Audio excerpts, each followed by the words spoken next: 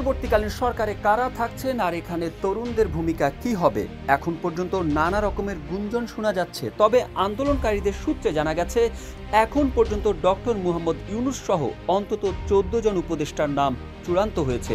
এই উপদেষ্টাদের মধ্যে শিক্ষার্থীদের অন্তত 2 জন প্রতিনিধি রয়েছেন। এর পাশাপাশি রয়েছে বাংলাদেশ ব্যাংকের সাবেক গভর্নর ডক্টর সালেউদ্দিন আহমেদ, ঢাকা বিশ্ববিদ্যালয়ের শিক্ষক ডক্টর আসিফ নজরুল, মানবাধিকার কর্মী আদিলুর রহমান ওয়াহিদ উদ্দিন মাহমুদ, তত্ত্বাবধায়ক সরকারের সাবেক উপদেষ্টা হাসান আরিফ, সাবেক পররাষ্ট্র সচিব তৌহিদ হোসেন, সৈয়দা রেজওয়ানা হাসান, বাংলাদেশ পরিবেশ আইনবিদ সমিতির প্রধান তিনি, শিক্ষার্থী প্রতিনিধি মোহাম্মদ নাহিদ ইসলাম, শিক্ষার্থী প্রতিনিধি আসিফ মাহমুদ সজীব ভূঁইয়া, সশস্ত্র বাহিনীর সাবেক প্রিন্সিপাল স্টাফ জেনারেল মাহফুজ, ক্ষুদ্র নৃগোষ্ঠী নেতা গৌতম দেওয়ান, আইনজীবী ব্যারিস্টার সারা হোসেন, মুক্তিযোদ্ধা ও সংখ্যালঘু দিরাজ মালাকার, আলেম সমাজের প্রতিনিধি আফম খালিদ হাসান।